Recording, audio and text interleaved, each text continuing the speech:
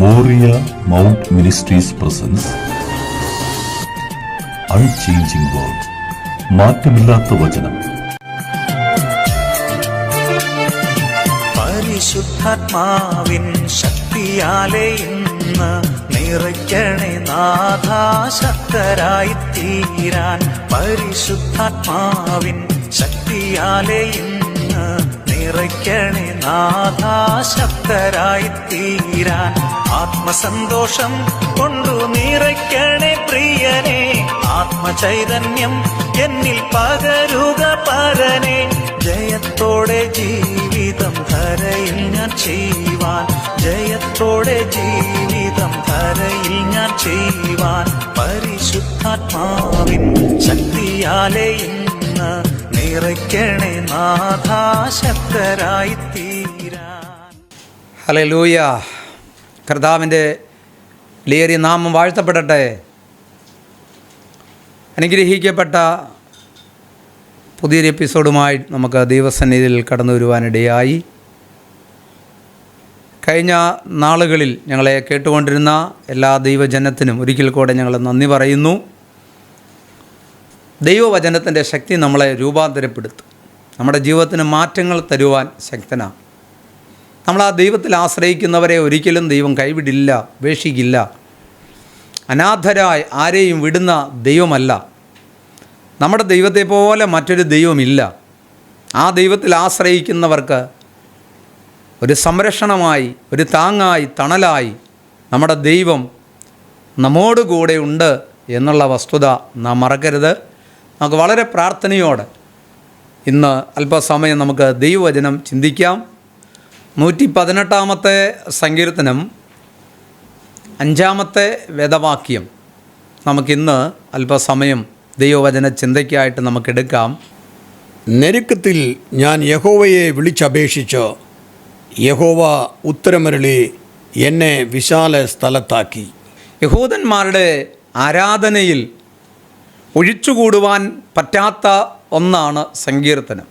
പുതിയ നിയമത്തിൽ അപ്പോസ്തലനായ പൗലോസ് അതിനെപ്പറ്റി എടുത്തു പറയുന്നത് സങ്കീർത്തനങ്ങളാലും സ്തുതികളാലും ആത്മിക ഗീതങ്ങളാലും തമ്മിൽ പ്രബോധിപ്പിച്ചു.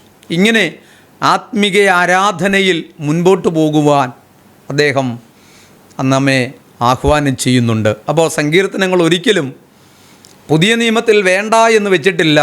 അതിന് പ്രാധാന്യം കൊടുത്തുകൊണ്ട് തന്നെയാണ് പൗലോസ് അത് എഴുതപ്പെട്ടിരിക്കുന്നത്. നമുക്കറിയാം സങ്കീർത്തനങ്ങളുടെ അല്ലെങ്കിൽ പാട്ടുകളുടെ പുസ്തകമെന്നാണ്. അതൊരു പാട്ടാണ്. യഹോവയെ ആരാധനകൾ അവരെ പാടുന്ന പാട്ടുകളാണ് സങ്കീർത്തനമെന്നാണ് നമ്മൾ വായിക്കുന്നത്. ഓക്കെ, എന്തായിരുന്നാലും മാനവജാതിയോടുള്ള ബന്ധത്തിൽ നമ്മൾ അഭിമുഖീകരിക്കുന്ന ചില പ്രശ്നങ്ങൾ ആത്മാവിൽ കണ്ടുകൊണ്ട് ദൈവഭക്തൻ പാടിയ ആ പാട്ടിൻ്റെ ഈരടികളിൽ ഒന്നാണ് നമുക്കിപ്പോൾ വായിച്ച് കേൾക്കുവാനിടയായത്. ഞെരുക്കത്തിൽ ഞാൻ യഹോവയെ വിളിച്ചപേക്ഷിച്ചു, യഹോവ എനിക്ക് ഉത്തരമരുളി എന്നെ വിശാല സ്ഥലത്താക്കി. അപ്പം തീർച്ചയായിട്ടും ഞങ്ങളെ കേട്ടുകൊണ്ടിരിക്കുന്ന എല്ലാവരോടും ഓർമ്മിപ്പിക്കുവാനുള്ളത്, ഞെരുക്കങ്ങളോ കഷ്ടങ്ങളോ ഇല്ലാത്ത ആളുകൾ ഈ ഭൂമിയിൽ വളരെ കുറവാണ്. ഇല്ല എന്ന് വേണമെങ്കിൽ പറയാം. എന്നാൽ അതിൻ്റെ നടുവിൽ ഒരു ദൈവ പൈതൽ നിലനിൽക്കുക എന്ന് പറയുന്നത് ദൈവകൃപയാണ്. യേശു കർത്താവ് വിതച്ച കാര്യങ്ങളിൽ പറയുമ്പോൾ, ഒരുവൻ വിതയ്ക്കുവാൻ പുറപ്പെട്ടു, അദ്ദേഹം വിതച്ച കൂട്ടത്തിൽ വ്യത്യസ്തമായ നിലകളിൽ ആ വിത്ത് വീഴപ്പെട്ടു. ഒന്ന് പാറപ്പുറത്ത് വീണു, വഴിയരികെ വീണു, മുള്ളിനിടയിൽ വീണു, നല്ല സ്ഥലത്ത് വീണു. നല്ല സ്ഥലത്താണ് ഏറ്റവും കൂടുതൽ വിത്ത് വീണത്. പക്ഷേ എല്ലാ മേഖലകളിലും വീണ വിത്തുകൾ കിളിർക്കാനുള്ള സാധ്യത അവിടെയുണ്ട്. അത് വഴിയിൽ വീണാലും ആമേൻ, നനവുള്ള ഏത് സ്ഥലത്ത് വീണാലും വിത്തുകൾ കിളിർക്കാറുണ്ട്.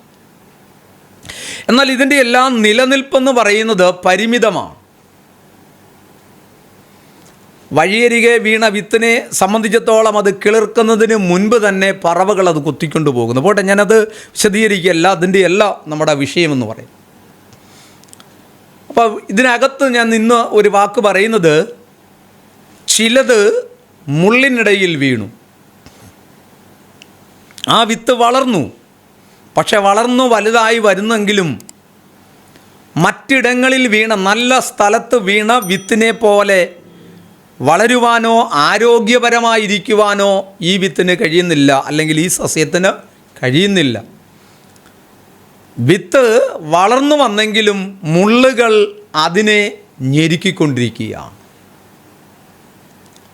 അതെ ദൈവപൈതലേ, നിങ്ങളെ ഞെരുക്കുന്ന ഏതെങ്കിലും ശക്തികൾ നിങ്ങൾക്ക് ഇടവോ വലമോ മുൻപോ പിൻപോ ഉണ്ടെങ്കിൽ ഞെരുക്കുന്ന ശക്തികളെക്കുറിച്ച് ആശങ്കാകുലരാകേണ്ടതില്ല.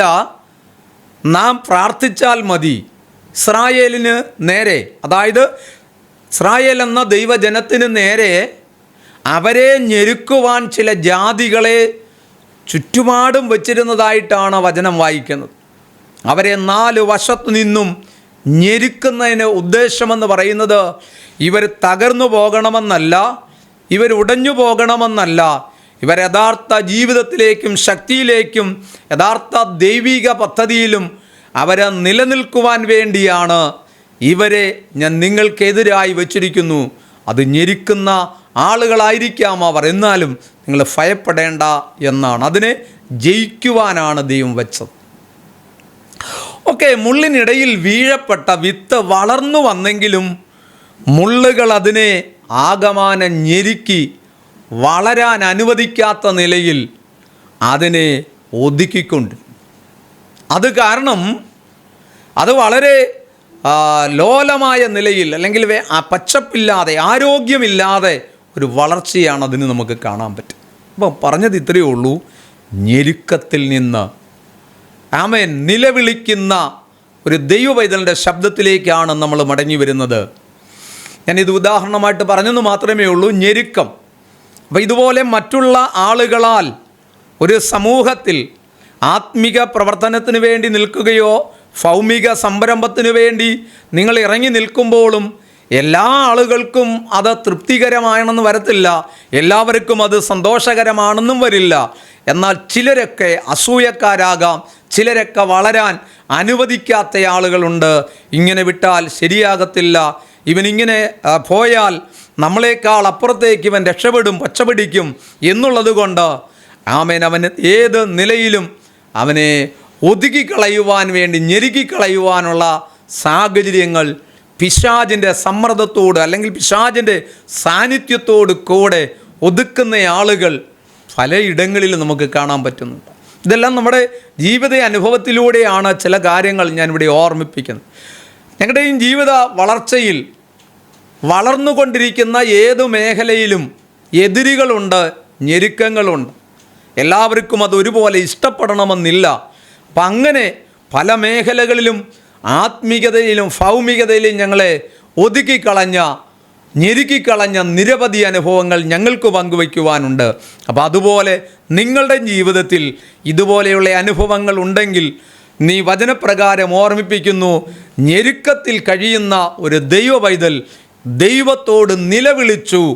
യഹോവ ആ ഞെരുക്കത്തിൽ നിന്ന് വിടുവിച്ച് ഞങ്ങളെ, അല്ലെങ്കിൽ എന്നെ വിശാലതയിലേക്ക് വരുത്തി എന്നാണ് നമുക്കിന്ന് കേൾക്കാൻ കഴിയുന്നത്.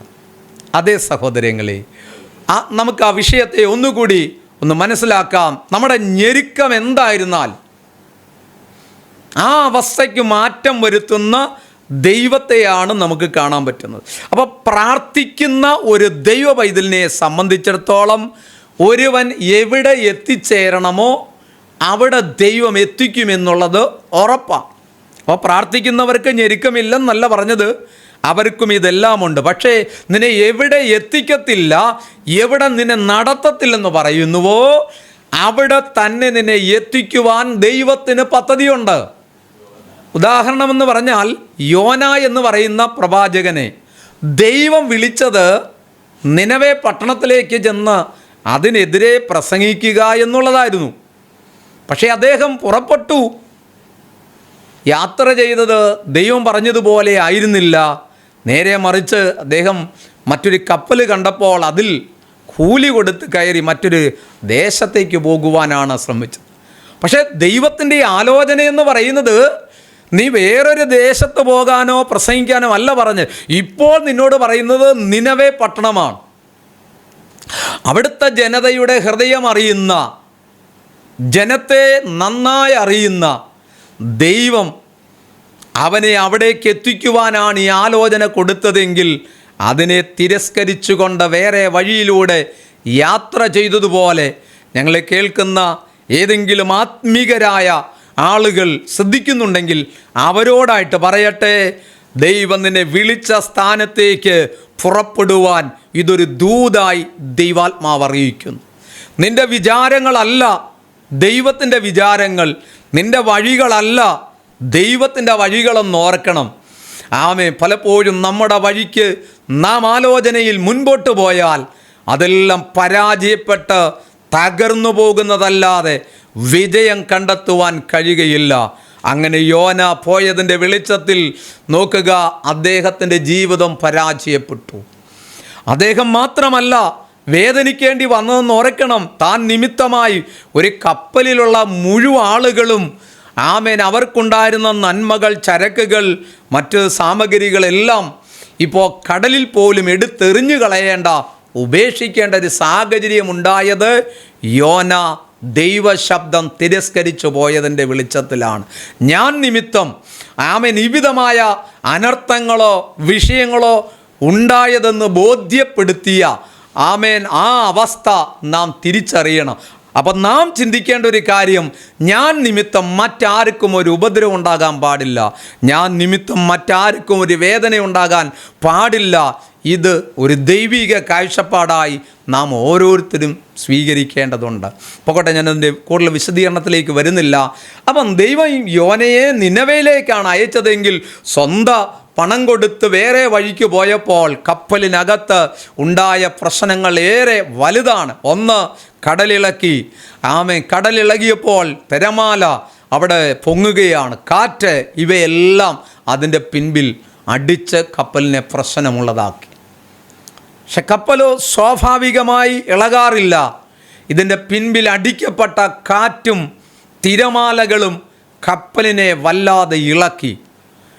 മനുഷ്യപ്രാണന് പോലും ജീവഹാനി വരുമോ എന്നുവരെ ചിന്തിച്ചാണ് അവർക്കുള്ള വിലപിടിപ്പുള്ള നന്മകൾ പോലും അവർ വെള്ളത്തിൽ എറിഞ്ഞു കളയേണ്ടതായി വന്നത്. നീ നിമിത്തമാണ് ഇത് സംഭവിച്ചെന്ന് ഓർക്കണം.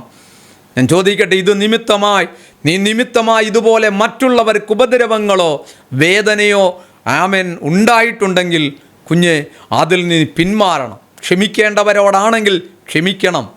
ആമേൻ. നാം അടുത്ത് ചെല്ലേണ്ടതാണെങ്കിൽ നാം അടുത്ത് ചെല്ലണം. അപ്പോൾ ദൈവശബ്ദം അനുസരിച്ച് പോയാൽ നമുക്ക് വിടുതലാണ്, നന്മയാണ്. ആമേൻ. എല്ലാ വിധത്തിലും നമുക്ക് പ്രചോദനമുണ്ടാകും. ഇപ്പോൾ അടുത്തത് അദ്ദേഹത്തിന് സംഭവിച്ചത് എന്താണ്? ആമേൻ. അവർ ചീട്ടിട്ടിട്ട് യോനയ്ക്ക് ചീട്ട് വീഴുകയും താനാണ് ഇതിൻ്റെ കാരണക്കാരൻ എന്ന് കണ്ടുപിടിച്ച് ആമേ പുറത്തെടുത്ത് കഴിഞ്ഞപ്പോൾ താൻ പറയുന്ന വാക്ക്, എന്നെ എടുത്ത് കടലിൽ എറിഞ്ഞുകളക എന്നതാണ്. ആമേൻ. ഞാൻ നിമിത്തമാണ് ഈ അനർത്ഥം വന്നിരിക്കുന്നു എന്ന് അദ്ദേഹവും പറയുന്നുണ്ട്. എന്നാൽ ചുരുക്കി പറഞ്ഞാൽ അവർക്ക് മനസ്സോടെ അവരെന്ത് ചെയ്തു? താൻ പറഞ്ഞ വാക്ക് കേട്ടവനെ വെള്ളത്തിൽ എടുത്തിട്ടു. എന്നാൽ പിന്നത്തേൽ സംഭവിച്ചത് ചില ദിവസങ്ങൾ, 3 ദിവസം ഒരു മഹാമത്സ്യം ആ സ്ഥാനത്ത് അദ്ദേഹത്തെ വിഴുങ്ങിയിട്ട് ആ മത്സ്യത്തിൻ്റെ വയറ്റിൽ 3 ദിവസം അദ്ദേഹം പാർക്കേണ്ടി വന്നു. ജീവഹാനി വരുത്തുവാൻ അനുവദിച്ചില്ല. കാരണം യോനയോട് ദൈവം പറഞ്ഞൊരാലോചന, ആമേ, നീ മത്സ്യത്തിൻ്റെ വയറ്റിൽ ഇരിക്കാനല്ല പറഞ്ഞത്, നിന്നവയിൽ പോയി പ്രസംഗിക്കാനാണ് പറഞ്ഞത്. അപ്പോൾ ആ സ്ഥാനത്ത് നിന്നെ എത്തിക്കേണ്ടതിന് ഇവിടെ നിനക്ക് തളർച്ചകളോ രോഗങ്ങളോ ഉണ്ടാക്കുവാൻ ദൈവം അനുവദിക്കത്തില്ല. നേരെ മറിച്ച് മഹാമത്സ്യത്തിൻ്റെ വയറ്റിലിരുന്നു കൊണ്ട് യോന പ്രാർത്ഥിച്ചു. വലിയ അനർത്ഥം തൻ്റെ ജീവിതത്തിൽ വരുന്നു എന്ന് മനസ്സിലാക്കിയ ആ ദൈവ മനുഷ്യൻ എന്ത് ചെയ്തു? പ്രാർത്ഥിച്ച് 3-ാമത്തെ ദിവസമായപ്പോൾ യോനയെ ആ മഹാമത്സ്യം നിനവേ പട്ടണത്തിൻ്റെ കരയിൽ കൊണ്ടെത്തിച്ചു എന്നുള്ളതാണ്. അതാണ് ഞാൻ പറഞ്ഞത്, പ്രാർത്ഥിക്കുന്ന ഒരു ദൈവ പൈതലിനെ സംബന്ധിച്ചിടത്തോളം അവൻ എവിടെ എത്തിക്കണമെന്ന് ദൈവത്തിന് പദ്ധതിയുണ്ട്. അതുകൊണ്ട് വേറെ വഴിയായി പോയാലും എത്തിക്കേണ്ട സ്ഥാനത്ത് ദൈവം എന്ത് ചെയ്തു?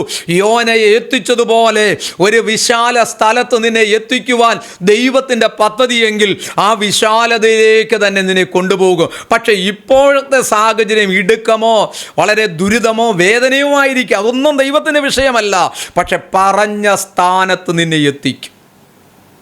യോസഫേ, നിന്നെ കാണിച്ച ദർശനവും സ്വപ്നവും സൂര്യനും ചന്ദ്രനും 11 നക്ഷത്രങ്ങളുമുള്ള, അല്ലെങ്കിൽ നക്ഷത്രങ്ങളും നിന്നെ വീണ് നമസ്കരിക്കുന്ന ദർശനമാണ് നിന്നെ കാണിച്ചതെങ്കിൽ ഇവിടുത്തെ പൊട്ടക്കുഴിയോ ഇവിടുത്തെ പൊത്തിഫേറോ ഇവിടുത്തെ കാരാഗ്രഹമോ അത് നിനക്കൊരു വിഷയമല്ല.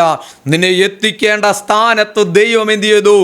സമയമായപ്പോൾ കൊട്ടാരത്തിൽ എത്തിച്ച് മിസ്രൈമിൽ ഈജിപ്തിൽ തന്നെ ഫറവോ രാജാവിൻ്റെ മന്ത്രിയായി ദൈവം ജോസഫിനെ അയച്ചു. അപ്പോൾ ദൈവം ഒരിക്കലും ഫോഷ്ക്ക് പറയുന്ന ദൈവമല്ല, വാക്കു പറഞ്ഞാൽ മാറുന്ന ദൈവവുമല്ല. അപ്പോൾ ഈ കാലഘട്ടത്തിൽ അറിഞ്ഞിരിക്കേണ്ടത്, ഒരുപക്ഷെ മനുഷ്യൻ നമ്മോട് പറയുന്ന വാക്കുകൾ പലതും മാറിപ്പോയേക്കാം.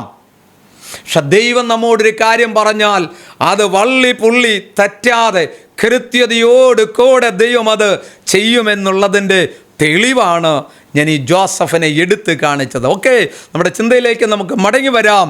ആമേൻ. 1 നമ്മൾ വായിച്ചത്, ഞെരുക്കത്തിൽ ഞാൻ യഹോവയെ വിളിച്ചപേക്ഷിച്ചു. നിങ്ങളിൽ എത്ര പേർക്ക് നിങ്ങൾ വേദനിക്കുമ്പോൾ, ഈ കഷ്ടം അനുഭവിക്കുമ്പോൾ, ഞെരുങ്ങിയിരിക്കുമ്പോൾ ദൈവത്തെ വിളിച്ചപേക്ഷിക്കുവാൻ നിങ്ങൾക്ക് കഴിഞ്ഞിട്ടുണ്ട്?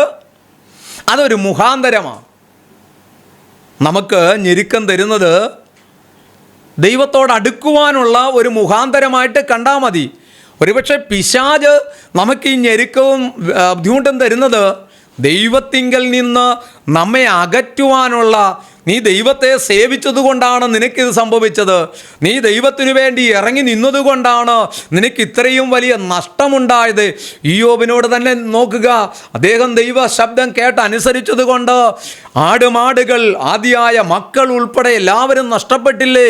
അവിടെയും ദൈവത്തെ ത്യജിച്ചു പറയിക്കുവാൻ പിശാച് ഇയ്യോബിനെതിരെ പ്രയോഗിച്ച ഇടപെടലുകളായിരുന്നു വളരെ തകർച്ചയിലേക്ക് കൊണ്ടുവന്നു. എങ്കിലും അദ്ദേഹം ദൈവത്തിൽ ആശ്രയിച്ച് തൻ്റെ പ്രത്യാശയുടെ നങ്കൂരം ദൈവത്തിൽ ഉറപ്പിച്ചുകൊണ്ട് നിന്നതിനാൽ അവൻ തകർന്നു പോയില്ല. നേരെ മറിച്ച് പിന്നത്തേതിൽ നാം കാണുന്നു, ലക്ഷ്യസ്ഥാനത്തേക്ക് ദൈവം അവനെ എത്തിച്ചു എന്നാണ്.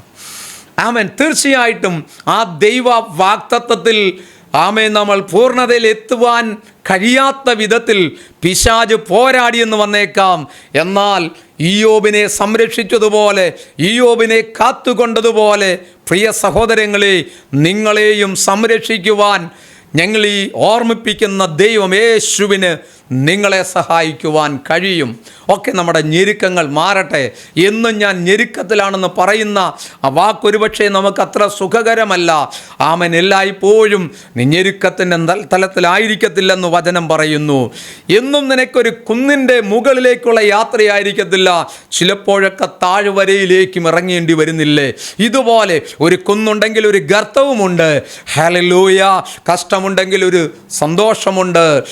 ദൈവവചനം പറയുന്നു, രട്ട് അഴിച്ചു മാറ്റി സന്തോഷം ഉടിപ്പിക്കുന്നത് പോലെ എന്നും ഞാൻ ഞെരുക്കത്തിലല്ല കേട്ടോ, എന്നും ഞാൻ ഈ നിലയിൽ കഴിയത്തില്ല, എന്നും എൻ്റെ അവസ്ഥ കുണ്ടറയിലായിരിക്കത്തില്ല. എന്നെ വിശാലതയുടെ ലെവലിലേക്ക് എത്തിക്കുവാൻ ദൈവത്തിൻ്റെ ഒരു സമയമാകുമ്പോൾ എത്ര നിയമ തടസ്സം കൊണ്ടുവന്നാലും, എത്ര സാഹചര്യങ്ങൾ പ്രതികൂലമായി മാറിയാലും അതിനപ്പുറത്തേക്ക് നടത്തുന്ന ഒരു ദൈവം എൻ്റെ ദൈവമാണ്. ആ ദൈവത്തിന് ഫോഷ്ക്ക് പറയുവാൻ കഴിയുകയില്ല. ഹല്ലേലൂയ.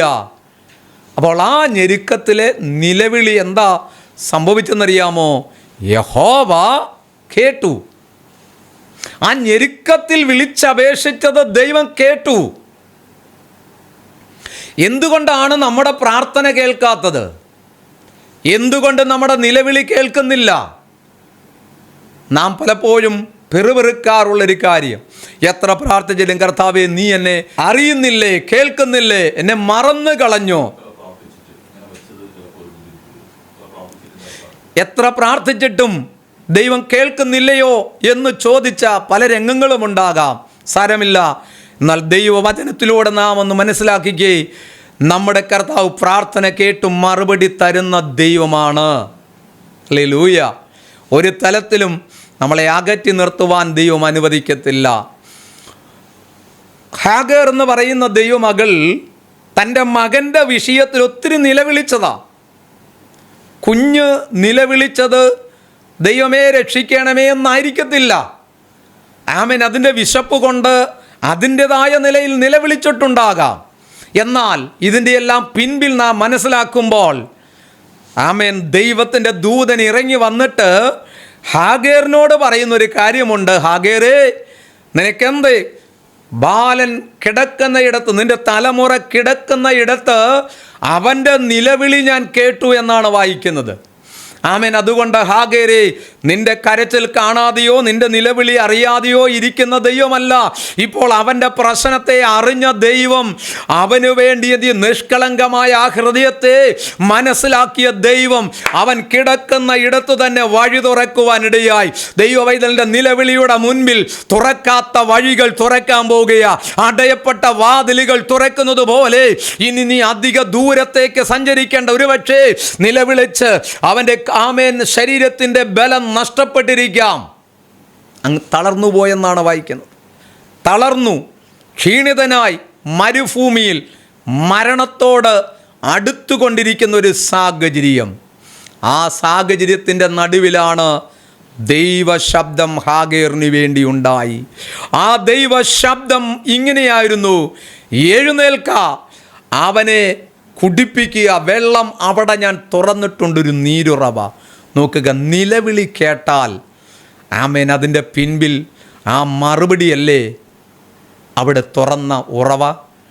അതേ സഹോദരങ്ങളെ, എത്രയോ വർഷങ്ങളായി നിലവിളിച്ചിട്ടും ഒരു മറുപടി, ഒരു ഉറവ കാണാതെ, ഒരു നല്ല ആമേൻ വെള്ളം കാണാതെ കഷ്ടപ്പെടുന്ന നിരവധി ആളുകളുണ്ടായിരിക്കാം. ഒരു കിണർ കുത്തുമ്പോൾ നല്ല ഉറവ് കിട്ടണമെന്ന് ആഗ്രഹിക്കുന്നവരുണ്ട്. പല കിണറുകളും മാറി മാറി കുത്തിയിട്ടും നിങ്ങൾക്ക് ശുദ്ധജലം ആമേൻ ഇന്നലെ വരെ കിട്ടിയില്ല എങ്കിൽ ഇന്നിതാ ഈ ഒരു ദൈവശബ്ദം നിങ്ങളുടെ അവസ്ഥയ്ക്കൊരു മാറ്റം വരുത്താൻ പോകുകയാ. ഹല്ലേലൂയ. ആമേൻ.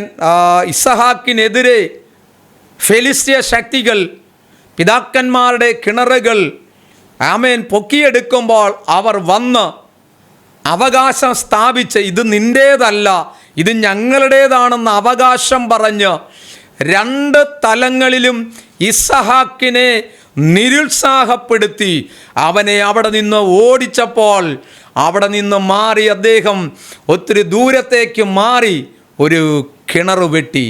എന്നാൽ അവിടെ വെള്ളം കണ്ടു. ആമേൻ. നോക്കുക, അവിടെ ആരും ശല്യം ചെയ്യുവാൻ വന്നില്ല. എന്നാൽ ആ ഉറവ ആമേൻ അദ്ദേഹം ഉപയോഗിച്ച് ആരും കൃഷി ചെയ്യാത്ത സമയവും ആരും പ്രവർത്തിക്കാത്ത, കൃഷി സംബന്ധമായി ആരും പ്രവർത്തിക്കാത്ത ആ സമയത്ത് അദ്ദേഹം നിലമുഴുത് പടുവിത്ത് വിതച്ച് അവൻ കാത്തിരുന്നു. പക്ഷേ ശത്രുശക്തികൾ, എതിർ ശക്തികൾ ഇല്ല, ചുറ്റുവട്ടങ്ങൾ തന്നെ കഴിഞ്ഞ ദിവസങ്ങളിൽ എതിർത്തവർ പോലും ആമേൻ വന്ന് കണ്ടിട്ട് അവർ പറയുന്നത്, അവരുടെ ചിന്ത ആമേൻ ഇവനൊരു ഭ്രാന്തനാണ്, ആരും ചെയ്യാത്ത കാര്യങ്ങൾ ഇവൻ ചെയ്യുന്നു, ആമേൻ ഇവൻ്റെ കൃഷിയൊന്ന് കാണട്ടെ, ഇവൻ വിതച്ചത് മുളയ്ക്കുന്നത് കാണട്ടെ, ഇതിവിടം കൊണ്ട് നശിച്ചു പോകുകയുള്ളൂ എന്ന് മനസ്സുകൊണ്ട് ആമേൻ വിചാരിച്ചവർ പോലും ചില ദിവസങ്ങൾ കഴിഞ്ഞപ്പോൾ മണ്ണിലടിയിൽ വീഴപ്പെട്ട വിത്തുകൾ ആമേൻ അതിനെ മുളപ്പിക്കുവാൻ ദൈവം ശക്തി പകരുവാനിടയായി. പ്രിയരേ, ആമേൻ അസാധ്യമെന്ന് തോന്നുന്ന ജീവിത വിഷയത്തിന്മേൽ ആമേൻ നിങ്ങൾക്ക് വറ്റാത്ത കിണറുകൾ, വറ്റാത്ത വെള്ളത്തെ തരുവാൻ, കുടിവെള്ള പ്രശ്നവുമായി ബന്ധപ്പെട്ട് വിഷാദിക്കുന്ന വിഷമിക്കുന്ന ദൈവവൈതലേ, നീ സന്തോഷ വാർത്ത അറിയിക്കുന്നു. ദൈവം നിങ്ങൾക്ക് വേണ്ടി വഴികൾ ഒരുക്കാൻ പോകുക, വറ്റാത്ത ഉറവ പോലെ ദൈവം അത് തരാൻ പോകുകയാണ്. ഓക്കെ, നമ്മൾ പറഞ്ഞ വിഷയത്തിലേക്ക് മടങ്ങി വരുന്നു. നിലവിളി, ഹാഗേറിൻ്റെ പൈതലിൻ്റെ നിലവിളി കേട്ടിട്ട് ഹാഗേറിനെ വിളിച്ചുണർത്തി. അല്ലെങ്കിൽ അവളോടാണ് പറയുന്നത്, ഈ സദ്വർത്തമാനം ഇങ്ങനെ സംഭവിച്ചിരിക്കുന്നു, നീ ചെയ്യുക എന്ന് പറഞ്ഞു. അപ്പം നിലവിളി കേൾക്കുന്ന പ്രാർത്ഥനയുടെ ഒരു മറുപടിയാണെന്ന് നാം അത് പൂർണ്ണമായിട്ട് കണ്ടാൽ മതിയാകും. അപ്പം പ്രാർത്ഥന കേൾക്കുന്ന ദൈവം, നിലവിളി കേൾക്കുന്ന ദൈവം. ഇനി അടുത്തത് നാം മനസ്സിലാക്കേണ്ടത് വിശാലത വരുത്തുന്ന ദൈവം കൂടിയാണ്. നമ്മുടെ കണ്ണുനീര് മാത്രം കാണുന്ന ദൈവമല്ല, കണ്ണുനീര് കണ്ടിട്ട് മഞ്ചത്തെ തൊട്ടപ്പോൾ പ്രവൃത്തി സഹിതം വെളിപ്പെട്ടു. ആമേൻ. ഇനി നീ തനിയെ ഒറ്റയ്ക്ക് വീട്ടിലേക്ക് പോകണ്ട, നിൻ്റെ തലമുറയുമായി പോകുക എന്ന് ഒരിക്കൽ യേശു നൈൻ പട്ടണത്തിലെ വിധവയെ നോക്കി പറയുകയുണ്ടായി. ഇതുപോലെ ഞാൻ പറഞ്ഞത്, ഇനി ഒരു വിശാലത നമുക്ക് ആവശ്യമുണ്ട്. അപ്പം ഞെരുക്കത്തിൽ നിന്ന് ഞാൻ വിളിച്ചപേക്ഷിച്ചപ്പോൾ നീ എനിക്ക് ഉത്തരം അരുളിയിട്ട് വിശാലതയിലേക്ക് നയിക്കുക. ഒരു വിശാലത ആഗ്രഹിക്കുന്ന ഏതൊരു ദൈവവൈതലിനോട് പറയട്ടെ, ആഗ്രഹിക്കുന്ന ആത്മാക്കളെ തൃപ്തിപ്പെടുത്തുവാൻ ദൈവം ആഗ്രഹിക്കും. എലീശയുടെ ശിഷ്യന്മാർ ആ ഞെരുക്കത്തിലിരുന്ന് പ്രാർത്ഥിച്ചപ്പോൾ സ്വയം കണ്ടെത്തിയതൊരു വിശാലതയ്ക്ക് വേണ്ടി അവർ പ്രയത്നിച്ചു. ആ വിശാലതയുടെ ഭാഗം യോർദാനം ഓളം പോയി മരം മുറിച്ചു കൊണ്ടുവന്ന് അവർ വിശാലത വരുത്തി. അതെ പ്രിയ സഹോദരങ്ങളെ, നിങ്ങളുടെ ജീവിത സാഹചര്യത്തിൽ, നമ്മുടെ ജീവിത സാഹചര്യത്തിൽ നമുക്ക് തന്നെ ഒന്ന് എഴുന്നേൽക്കാം, നമുക്ക് തന്നെ ഒരു വിശാലതയിലേക്ക് ഒന്ന് മനസ്സ് വയ്ക്കാമോ? ദൈവം ആ സ്ഥാനത്ത് നമ്മെ കൊണ്ടെത്തിക്കാൻ പോകുക. എൻ്റെ വാക്കുകൾ ഇവിടെ ഉപസംഹരിക്കുക. നിങ്ങൾക്ക് വേണ്ടി പ്രാർത്ഥിക്കുവാൻ ഞാൻ ആഗ്രഹിക്കും. ആമേൻ. നിങ്ങൾക്ക് എത്തുവാൻ കഴിയാത്ത സ്ഥാനത്ത് നിങ്ങളുടെ പ്രാർത്ഥനയിലൂടെ നിങ്ങളെ എത്തിക്കുമെന്നുള്ളത് ഉറപ്പാണ്. അതുകൊണ്ട് മാന്യരെ, എല്ലാ പ്രിയപ്പെട്ടവരെ കണ്ണുകളെ അടയ്ക്കാം. നിങ്ങൾക്ക് വേണ്ടി ഞങ്ങൾ പ്രാർത്ഥിക്കുന്നു. ഹല്ലേലൂയ. നിങ്ങൾ വിശ്വസിക്കുക. ഞങ്ങളുടെ കർത്താവേ, ഈ അനുഗ്രഹിക്കപ്പെട്ട നിമിഷം ഞങ്ങൾ അവിടുത്തെ സന്നിധിയിലേക്ക് അടുത്തു വരും. ഞങ്ങളെ വിവിധ നിലകളിൽ ഞങ്ങളെ ശ്രവിച്ചുകൊണ്ടിരിക്കുന്ന ഞങ്ങളുടെ എല്ലാ മാന്യ ശ്രോതാക്കൾക്ക് വേണ്ടി പ്രാർത്ഥിക്കും. ഉള്ളം തകർന്ന അനേകരുണ്ട് കർത്താവേ, വെള്ളം കിട്ടാതെ വിഷമിക്കുന്ന അനേകരുണ്ട്, ഞെരുങ്ങിയിരിക്കുന്നവരുണ്ട്. കർത്താവേ, ഒരു വിശാലതയ്ക്ക് വേണ്ടി, ഒരു പാർപ്പിടത്തിന് വേണ്ടി കാത്തിരിക്കുന്നവരുണ്ട്. ഒരു വിശാലത ദൈവം കൊടുക്കേണ്ടതിനായി പ്രാർത്ഥിക്കും. ആ ക്യാൻസർ എന്ന രോഗം യേശുവിൻ്റെ നാമത്തിൽ മാറിപ്പോകട്ടെ. ഒരു വിശാലത ദൈവമേ ഒരുക്കിയ ആ നാഡി നരമ്പുകളിൽ ആമേൻ ആമേൻ ശക്തി പ്രാപിക്കട്ടെ. തളർന്ന കൈകളും കുഴഞ്ഞ മുഴങ്കാലുകളും യേശുവിൻ്റെ നാമത്തിൽ സൗഖ്യമാകട്ടെ. കർത്താവേ, ആമേൻ, ഈ നിമിഷം ഷോൾഡറുകളുടെ വേദനകൾ മാറട്ടെ, അസ്ഥികളുടെ വേദനകൾ മാറട്ടെ. കർത്താവേ, ആ കിഡ്നി സംബന്ധമായ രോഗം യേശുവിൻ്റെ നാമത്തിൽ സൗഖ്യമാകട്ടെ. ഇന്നലെ വരെ ഒതുക്കിക്കൊണ്ടിരുന്ന, ഞെരുക്കിക്കൊണ്ടിരുന്ന ആ രോഗത്തിൻ്റെ പിടിയിൽ നിന്ന് ഒരു വിശാലതയിലേക്ക് യേശുവിൻ്റെ നാമത്തിൽ സംഭവിക്കട്ടെ. എടാ പിശാചേ, നീ കൊണ്ടുവന്ന രോഗമാണിത്. മാറി മാറി ചികിത്സിച്ചിട്ടും ഭേദം വരാതെ പിന്നെയും അതേ രോഗം നിലനിർത്തിയിരിക്കുന്നു. ആ രോഗാത്മാവിനെ യേശു ക്രിസ്തുവിൻ നാമത്തിൽ ശാസിക്കുന്നു. വിടുപോ, ഇപ്പോൾ തന്നെ സൗഖ്യത്തോടെ എഴുന്നേൽക്കട്ടെ. ആ കൈകാലുകൾ ചലിച്ചു തുടങ്ങട്ടെ. ആ ഹാർട്ട് ദൈവപ്രവൃത്തി വെളിപ്പെടട്ടെ. ആ ലങ്സിന്മേൽ ദൈവ സാന്നിധ്യം ഇറങ്ങട്ടെ. ആ ശ്വാസമുട്ടൽ മാറട്ടെ. ആ വീട് പണി ആമേൻ പൂർത്തീകരിക്കട്ടെ. എല്ലാ തടസ്സങ്ങളും വിട്ടുമാറേ. തിരുമഹത്വം കൂടെയിരിക്കും. യേശുവിൻ നാമത്തിൽ കേൾക്കും ജീവനുള്ള നല്ല പിതാവേ. ആമേൻ, ആമേൻ, ആമേൻ. പുതിയൊരു എപ്പിസോഡുമായി നമുക്ക് വീണ്ടും കാണാം. കർത്താവ് നമ്മെ ഏവരെയും അനുഗ്രഹിക്കട്ടെ. ആമേൻ, ആമേൻ, ആമേൻ.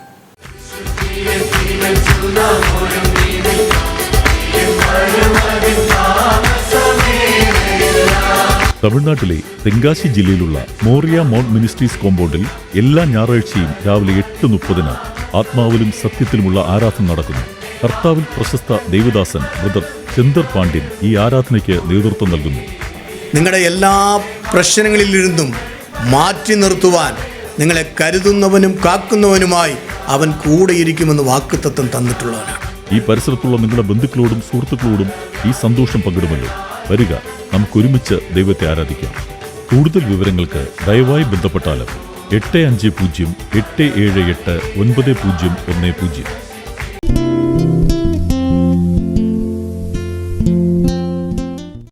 ഞങ്ങളുടെ വിലാസം Moriah mount ministries, Vadamalapuram, Tenkasi district, Tamil Nadu 627755.